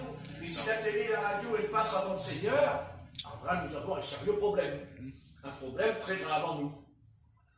La question n'est pas de tout balancer. D'ailleurs, tous les gens qui balancent tout au bout de quelques jours, ils ont ça ne sert pas à grand-chose. La question n'est pas là. La question, c'est qu'on n'a pas le droit de voler le temps qui appartient à Dieu. Amen. Car vous ne devez jamais oublier, bien aimé, le temps. Le temps. Rattraper le temps. Car Dieu t'a donné un temps. Eh oui. Et tu ne le sais pas. Peut-être que dans une heure, tu t'en vas de l'autre côté et tu ne le sais pas. Parce que c'est le temps que Dieu a fixé. Le temps. Établi. Le temps. Ça, c'est une horloge, ça. Pourquoi il y a l'horloge dans l'humanité? Montrez-moi un pays où il n'y a pas d'horloge. Même un pays qui est pauvre, il a une horloge. Parce qu'on ne peut pas vivre sans horloge. Parce que c'est elle qui détermine notre vie le matin, le soir. C'est elle qui nous dit qu'il faut manger à telle heure. C'est elle qui nous dit on va aller au docteur quand on a pris rendez-vous. On n'appelle pas le docteur en disant salut docteur, il faut l'heure du déjeuner. Ah, tu viens à 3 heures. Bon, vous faites 6 heures du soir. Mais t'as pas regardé l'horloge? Ben, c'est pareil. Savez-vous que nous sommes des voleurs? Vous ne saviez pas que nous sommes tous des voleurs? Amen. Nous volons le temps qui appartient au Seigneur. Quand on ne prie pas, quand on ne lit pas la parole dans la journée. Et qui on est, mais qui on est, mais qui on est, mais qui on est pour se permettre d'avoir une telle conduite devant le Seigneur? Mais qui on est? Mais on va le regretter de l'autre côté de la barrière. Ne croyez pas. Vous savez, même les chrétiens, ils seront jugés, c'est marqué le tribunal de Christ. Amen. Vous voyez, il y a la barre du jugement, même pour nous. Ça, le temps. Que sais-tu? Que sais-tu de ton temps? Peut-être que ce soir, je suis aimé devant vous. Mais peut-être que demain matin, vous recevrez un coup de fil, Patrick, il est à la banque. Vous dites, mais non. Ah bon? Quand vous savez, non. Comment tu peux le savoir? Moi, je ne le sais pas. Je connais le jour de ma naissance, mais je ne connais pas le jour de mon départ. Amen. Et qu'est-ce que dit le psaume? Les jours de l'homme sont de 70 ans. Et qu'après 70 ans, sa vie n'est que souffrance et douleur. Et s'il vit jusqu'à 80 ans, c'est réservé à ceux qui sont robustes. Amen. À votre avis? À votre avis, j'ai quel âge, moi? J'ai 70 ans. Et qu'est-ce que dit la parole? Qu'est-ce que dit la parole? Ta vie, c'est 70 ans. Réservé à 70 ans. C'est écrit. Et peut-être qu'il peut y avoir une exception. Genèse. 120. 120. Mais pas beaucoup. Pas beaucoup. Voilà, c'est comme ça, c'est la réalité. Alors justement, ne perdons pas notre temps, ne gaspillons pas, ne gaspillons pas, ne gaspillons pas, gaspillons pas. Voilà. Si ce soir j'ai 70 ans, c'est parce qu'il y a eu la montre qui a tourné dans ma vie, parce qu'il y a le réveil qui a tourné, parce que c'est pas le réveil, c'est les aiguilles qui tournent toutes seules. Qu'est-ce qui fait tourner les aiguilles? Le temps. J'enlève les piles, ok? Ça s'arrête. Mais ma vie ne s'arrête pas pour autant. L'horloge qui est dans le ciel, elle tourne. Continue. Dieu sait à quelle heure je vais m'en aller. Dieu sait à quelle heure je vais quitter la terre. Dieu le sait. Mais moi, je ne veux pas le savoir. Mais par contre, je me prépare tous les jours. Je me prépare tous les jours. Tous les jours, je me prépare, je me plais pour lui. Et je dis, oh Dieu des cieux, que tu m'accordes aujourd'hui la grâce de rouler les yeux, de marcher debout, de ne pas avoir les reins pliés en deux, n'est-ce pas? Amen. Ouais. Je remercie le Seigneur à 70 ans de ne pas attraper le cancer, la leucémie, comme il y a des millions d'hommes qui ont le cancer à 70 ans. Amen. C'est pas vrai, et la prostate, et tout, et ce qui a été. Ouais. On s'en sort bien, hein? Et regardez, je me tiens comme un jeune de 16 ans avec mes mains là dans le truc. Ouais. Seulement, c'est pas parce qu'on sent bien que tout va bien. Tout va bien. Tout va Et bien. justement, c'est quand on sent bien que des fois l'autorité vient. Sais-tu, homme, femme, c'est quoi ta vie? Mais ta vie, je vais te la dire, ta vie. Quand tu es né, tu es monté dans un manège. Ouais. Les enfants, ils aiment monter dans le manège. Avec le pompon, vous savez, comme ça. Moi, je me rappelle. Ma mère, elle me disait, allez, tu veux faire du manège, tu vas attraper le pompon, hein, comme ça, j'ai plus à payer. Parce que je l'attrapais à chaque fois, le pompon. Et le monsieur, il a dit, écoutez, votre fils, il ne monte plus dans le manège. Parce qu'à chaque fois, il attrape le pompon. Ouais, c'est ça, notre vie. Voilà. Ben oui, c'est ça. Nous avons saisi Christ. Nous avons saisi Christ. Amen. Amen. Le manège, il tourne. Le manège, il tourne. Le manège, il tourne. Ben oui, c'est ça. La seule différence, c'est qu'on ne tourne pas en rond comme Israël ou comme Samson qui tournait la mule avec les Philistins. Non, on ne tourne pas en rond. On tourne, mais pas en rond. Parce qu'en réalité, on sait où on va. On en connaît. Le chemin, il est droit. Amen. La croix, elle est droite. Parce que Christ est droit. Alléluia. Alléluia. Parce que Jésus est droit. Et alors, le disciple, il est droit. Ça tourne vite, hein? Rapide, hein? Ouais. Rappelez-vous, quand on nous a dit 4, 5 ans, 14 ans, 16 ans, 18 ans, 20 ans. Tchou, tchou, tchou. Maintenant, tchou, tchou. Hein? Oui. Ouais. Et pourquoi on est comme ça? Le péché. Le péché. Amen. C'est pas parce qu'on est converti qu'il n'y a pas de péché en nous. Et c'est quoi le péché? C'est un monstre. Le péché, c'est un monstre. Regardez les artistes à la télévision. Vous avez vu dans quel état il est, Alain Delon? Quand il avait 20 ans, il était beau. Jamais on n'aurait cru que ce serait un monstre. Le yeux, le regard, les paumes. Regardez-les. Regardez-les. Les chefs d'État, quand ils ont 80 ans, c'est des larves. Eh oui. Pourquoi? Parce que le péché est en nous. C'est un monstre. C'est un dragon. Le péché, c'est une bête en nous. Elle nous bouffe. Ah ouais, elle nous bouffe chaque année. Parce que chaque année, vous savez quand est-ce qu'on vieillit? Je vais vous dire à quelle époque on vieillit chaque année. Maintenant, là, quand il y a l'automne. C'est pas au printemps qu'on vieillit, c'est chaque automne, notre visage, il change. Et il change carrément au bout de 10 ans. Tous les 10 ans, votre corps, il change. Rappelez-vous, prenez vos photos, jetez un coup d'œil sur la photo. Comment était votre corps? Comment était votre visage? Comment était votre nez, votre peau, votre bouche? Il n'y a rien qui échappe. Rien. Ni les pieds, ni les mains, ni les ongles. Rien. Tout vieillit. Et le chemin, chrétien ou pas, c'est la tombe. Ouais. Non? Oui. Bien. Et alors ne perdons pas notre temps. Mais priez. Amen. Amen. Parce que plus vous prierez, et plus vous aurez la joie et le bonheur en vous, parce que Dieu, il va vous donner d'être satisfait. Amen. Vous savez que le monde n'est pas satisfait Oui, aujourd'hui. c'est sûr. Comment ça se fait que les hommes ne sont pas satisfaits? Ils ont le frigo, ils ont la machine à laver, ils ont les voitures, ils ont les trottinettes, ils ont les satellites, ils ont les fusées qui montent dans le ciel, qui se posent, il paraît, se posent sur la Lune. Mais enfin bon, je ne comprends pas comment ils se posent sur la Lune, parce que moi je pense plutôt qu'ils sont dans la Lune, quand ils partent dans la Lune. Vous voyez, ils ont tout, on a tout. T'as les médicaments, t'as les suppositoires, on a tout. Mais ils sont pas heureux. Ils sont pas heureux. Est-ce que c'est pas vrai? Ils n'ont pas Christ. Est-ce qu'on a besoin de faire des études de théologie pour parler comme je parle ce soir? Mais un enfant le ferait, que je dis ce soir. Pas satisfait. Il n'y a que Dieu qui peut remplir ta vie. Il n'y a que Dieu qui remplira ma vie. Amen. Mais attention, pour que Dieu remplisse ta vie, il faut rentrer dans ta chambre et pendant 1 heure, il faut te mettre en prière. Amen. Parce que moi, j'y arrive pas. Bien sûr, le diable, il va te le dire, non, tu peux pas. Le diable, mais tu peux pas. Tu peux pas. Tu peux bouffer le gâteau, ça t'arrive. Hein? Gâteau. Ah, les gâteaux. Ah, c'est bon, les gâteaux. Si on pouvait se mettre en prière autant qu'on casse la croûte, Voyou.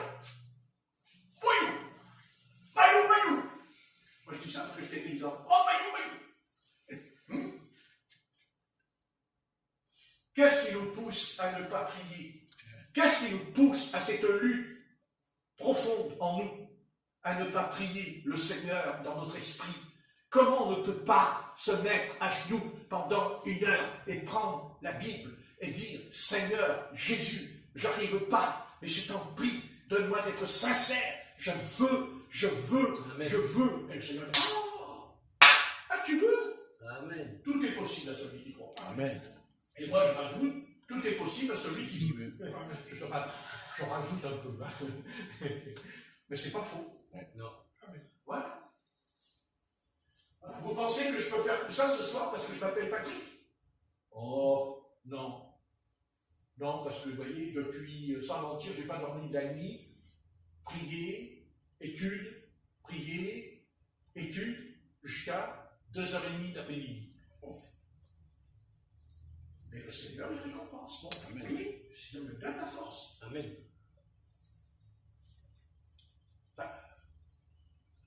Attendez, on ne peut pas donner ce qu'on n'a pas reçu. Ah non. Si la carafe d'eau, elle est vide, elle est vide. Maintenant, je peux venir avec ma carafe d'eau, jus de pomme, avec une belle étiquette artisanale, et dedans, il n'y a rien. Ça vous intéresse, vous? Ben non. Vous n'allez quand même pas donner de l'argent pour une bouteille qui est vide. Vous payez parce qu'elle est pleine. Ben, c'est pareil. On ne peut pas donner ce qu'on n'a pas. On n'a pas. Amen. Il n'y a pas de talent chez moi. Il y a pas... Moi, je ne suis pas un talent, je ne suis pas... Non, moi, je n'ai même pas le certificat d'études, je suis incapable, je fais des fautes d'orthographe pour pète une barque. Mais quand il s'agit de Dieu, c'est autre chose. Il y a quelque chose là, de particulier. Et vous dites, oh, on voudrait rentrer à la maison, tout ça.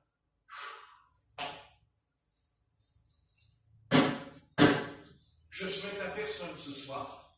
Je souhaite à personne ce soir, d'être jeté dehors dans les ténèbres. À personne. Alors, c'est pas pour eux. N'est-ce pas? Vous savez, notre problème, c'est qu'on n'arrive pas à mesurer le temps. Non. Mais le temps, il est court. Jean, il le sait, lui aussi. Il n'est pas fou, Jean, vous savez. Il est aussi, il est comme nous. Il sait très bien que ça vieillit dur. Mais il sait qu'il n'a pas toujours été dans cet état, c'est pas vrai. Mais c'est rapide. Ah oui. C'est rapide. C'est comme un train, c'est comme un TGV. Qu'est-ce que c'est un TGV? Il démarre doucement. Et quand il arrive entre Mâcon et Paris, il est à 320 heures. Ben oui, comme nous. On roule à 320 heures. Mais à un moment donné, on va ralentir. Hein? N'est-ce pas, Père? Tu le sais. Non, tu le sais que ça ralentit quand même. Attendez, même en faisant la cuisine, hein? Ouais. Il faut en être conscient. Alors on fait. Qu'est-ce qu'on fait? On ne fait pas comme Marthe, qui rouspétait. On fait comme Marie. On se met au pied de Jésus. Elle est au pied de Jésus. L'autre, elle rouspétait. Ouais, mais qui est là? C'est fou! Elle vient pas d'aider à faire la vaisselle! On est là, ouais, dans la TV! Et Jésus lui a dit, elle a choisi la bonne part. Là, on passe dans les dents. Ouais, c'est Jésus qui l'a dit. Elle a choisi la bonne part. La bonne part. Et c'est toujours une bonne part quand on est au pied du Seigneur. Amen. Eh oui. C'est quand on ne le fait pas qu'on est perdant. On ne s'en rend même pas compte. C'est comme un athlète. Un athlète, il peut avoir gagné des coups, mais quand il ne s'entraîne plus, qu'est-ce qu'il fait? Il devient quoi? Il peut faire 100 kilos d'un coup quand il ne s'entraîne plus. C'est vrai. C'est pas vrai ce que je dis ce soir? Est-ce que c'est pas vrai? Ouais, discipline. C'est pareil sur le plan spirituel. Je parle du spirituel. Ouais. Je parle du spirituel. D'ailleurs, quelqu'un vous dit que si on était très spirituel, on serait peut-être un peu plus maigre physiquement. C'est ça. Bah, oh, Amen. va savoir. Qu'est-ce qu'on en sait? On n'est même pas foutu de jeûner. Même pas foutu de jeûner une journée. Même pas foutu de dire, je ne mange pas pendant une journée. Je vais chercher Jésus dans la chambre. Il me dit, mais il est où Jésus? Je ne vois pas. Ben jeûne, tu le verras Jésus. Il peut venir te voir en vision. Apparaître dans la chambre. Et quand tu ressors, alors là, tu n'es plus la même. Hein. Tu as changé d'un coup. Hein. Ben, seulement nous, on venait qu'à charmer pour les bœufs. N'est-ce pas? Amen. Mais c'est pas comme ça que ça se passe. Le disciple n'est pas plus grand que son maître. Vous connaissez pas ça? Oui. Ah, d'accord. Amen. D'accord. Quand on devient musicien, c'est qu'on a eu un maître. On ne sait pas jouer du piano tout seul. Parce qu'il y a eu un maître qui nous a enseigné. Et même quand on sait jouer du piano, on ne dépassera jamais le maître. Parce qu'il sera toujours au-dessus. Il nous apprendra toujours quelque chose à jouer quand on joue du piano. Et quand on est avec Jules, c'est pareil. Amen. Voilà, c'est comme ça. On est là pour apprendre. Mais à mettre en pratique. Ah oui. Amen. Il faut mettre en pratique, parce que si on ne fait pas la pratique, ça ne sert à rien. S'il n'y a pas d'expérience, ça ne sert à rien. Seulement aujourd'hui, qu'est-ce qui ne va pas dans les églises? Qu'est-ce qui ne va pas avec les pasteurs aujourd'hui? Je vais vous le dire, il faut passer l'expérience avant la parole. Voilà, si. Ils font passer les sensations avant la parole. Moi, c'est pas ça. Moi, c'est la parole, et après, il y a les sensations. Mais d'abord, la parole. Pourquoi? Parce que ça ferait comme dans la Genèse. La terre était informe et vide, et il y avait les ténèbres à la face de la Bible. Donc c'est d'abord la parole. On plante les pieux de la tente. On ne met pas une toile comme ça d'un coup. On creuse et on met des pieux, ce qu'on appelle des pionniers. Les pionniers. Les apôtres étaient des pionniers. Ah oui. Amen. Ils sont arrivés, il n'y avait pas d'assemblée à Corinthe. L'apôtre Paul est en prison, le Seigneur lui dit reste à Corinthe. J'ai un peuple nombreux. Mais Paul, il fallait qu'il plante. D'ailleurs, il le dit. Hein, il dit planter, semer, et tout, arroser. Il a dit qu'est-ce qui arrose? Le Seigneur. N'est-ce pas? Amen. Voilà. Voilà. On ne cherche pas des grandes sensations. C'est pas ça qui nous intéresse. C'est pas les manifestations surnaturelles qui nous intéressent. Sonnez-nous les manifestations surnaturelles. Excusez-moi, sonnez-nous. Hein? Il y a un homme qui s'appelle William Branham. Il en a eu des manifestations surnaturelles. Et on en est où ce soir? À l'adorer, à le vénérer, à crier partout qu'il est ressuscité des morts. Ben voilà, parmi, c'est l'expérience. Mais ce n'est pas l'expérience qui compte. C'est le sola scriptura. C'est ce que dit la Bible. C'est ce que dit la parole. Et qu'est-ce que dit la parole? Quand ils mettent dans les églises les croix avec Jésus crucifié à gauche et à droite, hein? Il y a une croix, elle est noire avec Jésus qui est noir dessus, et à droite il y a Jésus avec la croix qui est blanche. Non mais qu'est-ce que c'est ce cirque? Est-ce qu'ils n'ont pas oublié ce que dit la loi de l'Éternel sur le mont du Sinaï dans les 10 commandements? Tu adoreras le Seigneur ton Dieu lui seul. Tu te feras de moi aucune image taillée, aucune représentation quelconque dans le ciel, sur la terre et sous la terre. Amen. Voilà, ça c'est écrit dans la loi. Et bien alors, c'est élémentaire, oui ou non? Amen. Oui ou non? Amen. Et qu'est-ce que dit Paul? Qui est point d'idolâtrie au milieu de vous. Point d'idolâtrie. Ouais, mais ok, il n'y a pas que ça qui est l'idolâtrie. On peut faire de la télévision l'idolâtrie. Oui. On peut faire de la télévision notre veau d'or. Dès l'instant qu'on ne peut pas s'en passer, dès l'instant qu'on fait passer ça avant le maître, vous pouvez être sûr qu'on est prisonnier de quelque chose en nous. Ouais. Tu adoreras l'Éternel, ton Dieu, lui seul. Tu adoreras ton Dieu. Tu l'aimeras de tout ton cœur, de toute ton âme, de toute ta pensée, et ton prochain comme toi-même. Alléluia. Alléluia. Ouais. Ah, il n'y a plus la loi. On n'est plus sous la loi. Ah bon? Donc Dieu, quand il a parlé sur la montagne du Sinaï, qu'est-ce que dit l'Épître aux Romains au chapitre 9? Il dit qu'il y a les anges qui sont descendus sur la montagne du Sinaï. Quand Moïse a reçu la loi est la loi de l'Éternel. Oui. Quel est le premier commandement de la loi? Écoute, Israël. Amen. Écoute, Israël. Dans l'Église, elle a besoin d'écouter. D'ailleurs, c'est ce que le Saint-Esprit dira au travers de cet ange. Que celui qui a des oreilles écoute et entende ce que l'Esprit dit à l'Église. C'est pas vrai? Amen. Voilà. Il ne s'agit pas de faire du vacarme là. Il ne s'agit pas que j'ai une voix, je ne sais pas comment. C'est de discerner dans la voix que c'est le Saint-Esprit qui dit écoute ce que te dit Dieu, ce que Dieu te dit. Écoute bien. Amen. Mais là en pratique. Mais non, pratique. Ah oui, d'accord, mais là en pratique. C'est ça. Voilà, mais là en pratique. Est-ce que je veux dire? Parce que si on ne peut pas le mettre en pratique, Dieu m'enverra ailleurs. Bah, à un moment donné, Dieu dit, on va t'en aller, tu vas aller ailleurs. Tu es envoyé vers des enfants de Dieu qui veulent t'écouter et mettre en pratique ce que tu dis. Amen. N'est-ce pas? Allez, on va prier. Seigneur notre Père, je te remercie pour ta grâce. Nous ne sommes pas grand-chose, nous sommes poussière, et on retournera dans la poussière. Ça, nous savons. Et on n'a pas besoin d'être théologien, on n'a pas besoin de prophète, ou d'être évangéliste. On a besoin d'être un croyant, qui se confie dans un Seigneur vivant. Amen. Car c'est vrai que Christ est mort, mais Christ aussi a été enseveli. Mais il est ressuscité, afin que la parole ne soit pas seulement une image, mais un Dieu vivant. Un Dieu qui vraiment est ressuscité en Christ, car on ne connaissait pas Christ. On connaissait la doctrine de l'Église catholique romaine de Rome. On était embarqué dans d'autres églises de doctrine. Mais, Père éternel, ce qui nous intéresse ce soir, c'est la parole, mais en même temps, nous prions afin que tu disposes. Car David l'a dit, Amen. dispose mon cœur. Car notre cœur n'est pas toujours disposé à te servir. Notre cœur n'a pas toujours envie de venir à l'assemblée, parce qu'il est tourmenté, parce qu'il est attaqué par l'esprit de monde, de ce siècle, des ténèbres, dans la nuit, la puissance des ténèbres, quelque chose de terrible, de Satan, la puissance de l'air, dit Paul, prince des ténèbres, les autorités, les principautés, et tout cela, c'est un combat. Et Christ a vaincu, Christ est vainqueur, Alléluia. Jésus est vainqueur, et nous sommes vainqueurs, Amen. parce que le Seigneur a dit, tu es plus que vainqueur. Amen. Alléluia. Alléluia. Ce n'est pas du pipeau, ce n'est pas des belles paroles enchanteresses. Non, c'est la parole éternelle du Seigneur.